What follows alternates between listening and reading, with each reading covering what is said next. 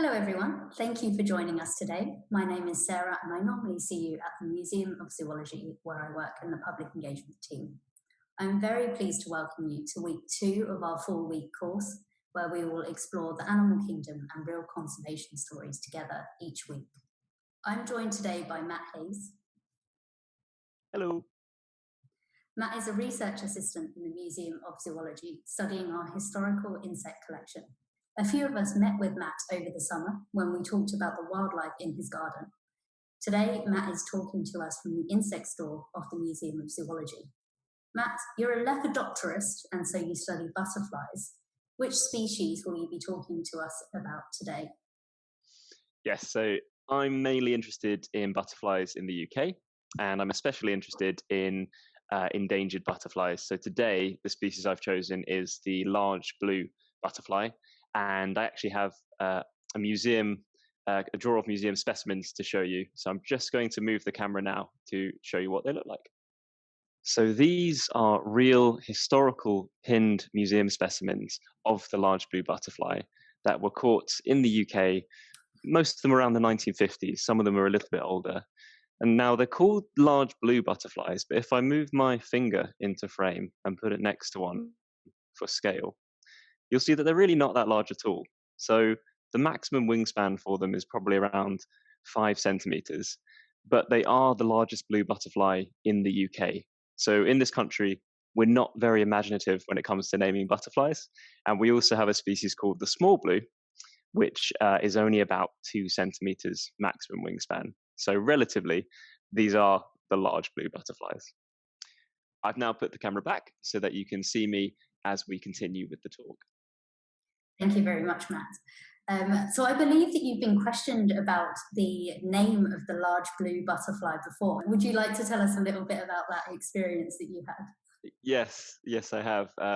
This was a very fun day. We do a lot of public engagement at the museum, and we had some families in that day, and I was showing them the large blue butterfly, as I'm doing today, and I showed them a life-size picture of the butterfly, and a small child basically said, "That's not very big at all." And I tried to explain that there are other smaller blue butterflies in the UK. So this one is, by comparison, a large blue. But the child suggested that it should maybe just be called the bit bigger blue, which is quite a good name, to be honest. But I found that very funny. Yeah. I mean, they're not wrong. No. They are an incredibly beautiful butterfly species. Why are you interested in this species? So the first thing that kind of drew me to the large blue butterfly is that they have an absolutely fascinating life cycle. So I'm sure that most of us have come across caterpillars turning into butterflies in the past, but this species of butterfly does something really remarkable, and that's what really drew me to them. And I think in your handouts, for those of you watching, in your paper handout, there should be a page with a green bar on one side, and if you look at that, that will help guide you through the life cycle as we talk to you about it now.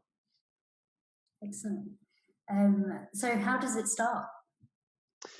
So the first stage of the life cycle is quite normal. The adult female large blue butterfly will find a place to lay her eggs. And it turns out that she lays her eggs on one type of food plant in the UK, wild thyme. So most butterflies will lay their eggs on one or two different types of plants, but for the large blue butterfly, it's wild thyme. The eggs then hatch into tiny little caterpillars in a few days, and the caterpillar spends maybe 1 to 2 weeks eating the wild thyme, but it doesn't do much growing. And then it does something really weird. It falls off its food plant to the ground, which for most species would be a disaster because they'd be falling away from their food. But the large blue caterpillars are actually discovered by worker ants. And in the UK, it's one species of red ant that does this, called Myrmica sabuleti. And the worker ants inspect the caterpillar, pick it up, and take it back to their nest, which is a really, really strange behavior, but very, very cool. So usually like you say, it would be an absolute disaster if a caterpillar fell to the floor and was discovered by ants. A lot of ants are carnivorous and they may eat the caterpillar or take it back and feed it to their young. Why is this not as disastrous for the large blue butterfly caterpillar?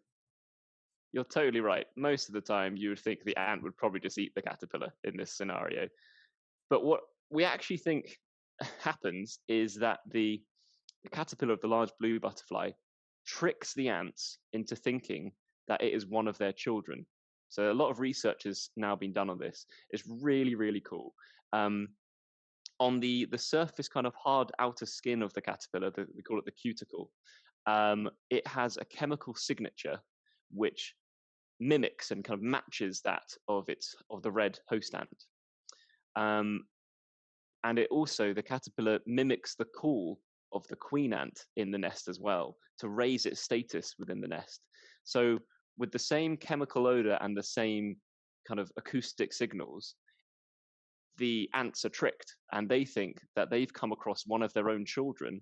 They then pick up the caterpillar and take it back to their nest to look after it, which is incredible.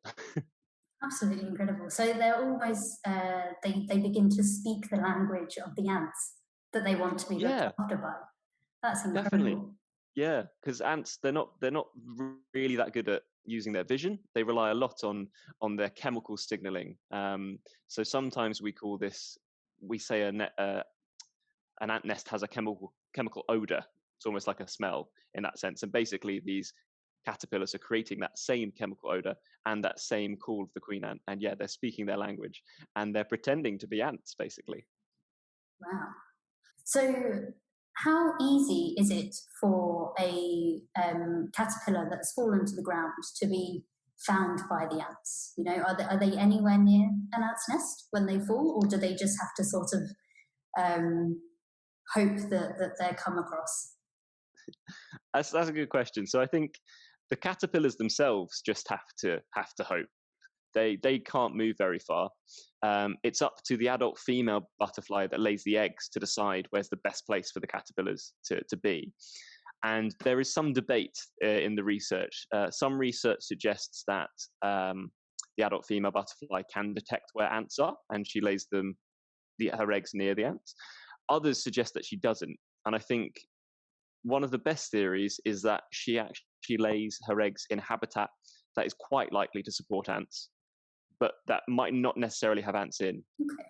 And what sort of habitat does this particular species of ant like? What habitat are the butterflies looking for when they're laying their eggs?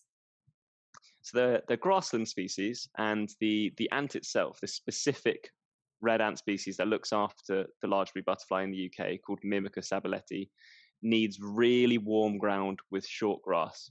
If there's any taller grass or other vegetation around, it can actually shade the ground and cool it. So yeah, it's the ant and therefore the adult female butterfly is probably looking for nice, warm, unshaded ground to lay their eggs. Excellent. So our caterpillars have been picked up by a red ant and taken back to the ant nest. Then what happens? This is the part which is particularly fascinating. So the fact that they mimic the ants is already amazing. But what happens once they've been adopted? The caterpillars then eat the real young of the ants. So they are terrible guests. And at this point, they actually grow really rapidly as well. So the caterpillars grow to be about 20 times the size of when they were originally adopted. So they grow to be a lot bigger than the ants that are protecting them. But what's amazing is that the ants don't seem to realize what's happening. They see a lot of their children are disappearing, but one of them seems to be growing really big and doing really well.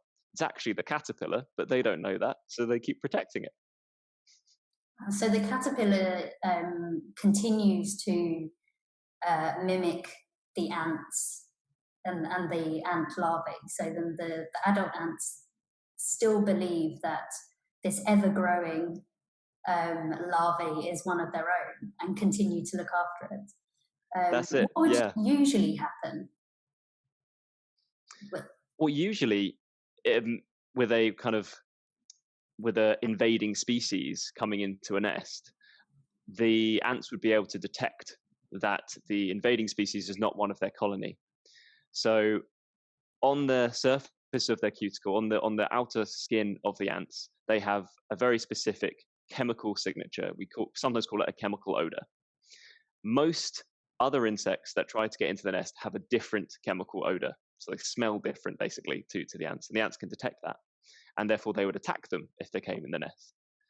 But the large blue butterfly's caterpillars mimics the chemical odor, basically copies it, copies the chemical odor of the ants. And because the chemical odors are very similar, the ants can't tell the large blue butterfly caterpillar isn't one of them. And so they carry on treating it as if it's one of their own. Amazing. So they grow bigger and bigger, and then what happens? So they spend a lot of time, getting bigger and bigger, eating the real ant larvae. And then once they're fully grown, they form a pupae. And within the pupae, they undergo metamorphosis, where the caterpillar turns into a butterfly. And then after a few weeks of being in a pupae, the adult butterfly will then emerge out, crawl back out of the ant's nest, fly away, and go to mate and lay eggs again on another bit of wild time. And the cycle repeats itself. Do the ants still not detect that they have this invader in their home when it's an adult butterfly? It seems not. It seems that the chemical mimicry, mimicking that odor of the ants, still works for the adult butterfly. If you imagine emerging out of a pupa, you're probably quite vulnerable at that point because you've got to pump up your wings, get ready for your first flight. So if you have a small army of ants around you protecting you, that's great. And I think that's basically what happens with the large blue. They're certainly getting the most out of the relationship here, aren't they? They really are. So if you imagine, like the cuckoo bird is quite a good example. More people have come across that than the large blue.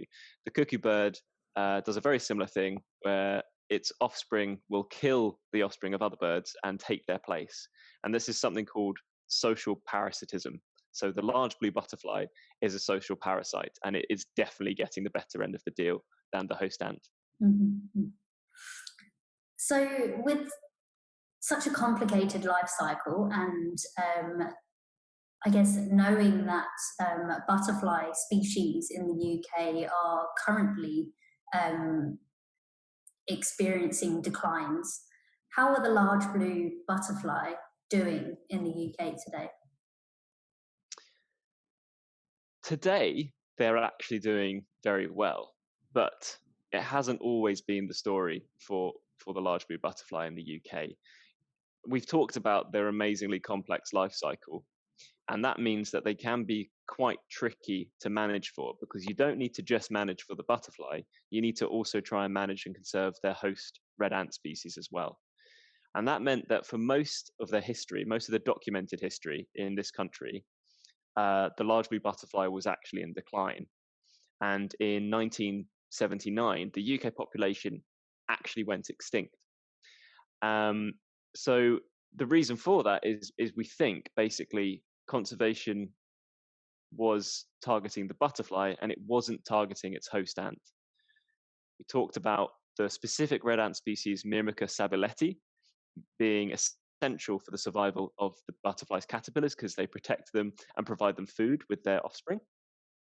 If that red ant species doesn't exist in the country or declines, the butterfly that relies on it, the large blue, will also decline. So we think that is why in 1979 the species disappeared. Basically, from the 1950s onwards in this country, there's been an increase in the intensification of farming, which has meant farmers have moved away from traditional grassland grazing, which is less intensive. And also myxomatosis, the disease that has hit all of our rabbits across the country, has gotten worse over that period. So there's been fewer rabbits eating grass and fewer cattle eating grass, which has meant all the grass across the country just grew a few centimeters. And amazingly, that's enough to shade the ground and make it too cold for the host ant of the large blue butterfly. If it's too cold for the host ant, the host ant disappears. And if there's no host ant for the large blue, then the large blue disappears as well. So that's what we think happened in 1979. Wow. So that just small changes in the environment can really impact on whole species. So we began this interview by saying that actually the large blue butterfly population in the UK is doing quite well. So it's not all doom and gloom. Yes. So this is another reason I love this species, is because it's a really good success story for conservation. Although it did originally go extinct in 1979, the decline and eventual extinction of the large blue butterfly triggered lots of research to be done on it. And we kind of have a better understanding of why it originally went extinct. And that has then also meant that we've been able to reintroduce it from populations in Sweden. It didn't go extinct everywhere, it was just in the UK. So there were still some large blue butterflies alive in Sweden, and we've brought them back over. And now that reintroduction is done incredibly well. So in the UK, they were re-released in Somerset and that area of the country, and there are now some of the densest populations of large blue anywhere in the world in the UK. So they're doing incredibly well. And the reason for that is because the management is now directed at the host ant. So most management regimes for large blue butterfly reserves, there's lots of grazing and mowing that goes on, which keeps the grass nice and short, which keeps the ground really warm, which is great for the host ant, Mimicus sabeleti. And if there's lots of the host ant around, they can do lots of adopting the large blue butterfly caterpillars, and they do really well as well. So yeah, it's a really good success story. Thank you very much for your time. We will now go into our live segment of the session, where we'll be able to ask Matt any questions that we have on the large blue butterfly. But for now, thank you very much. Thank you.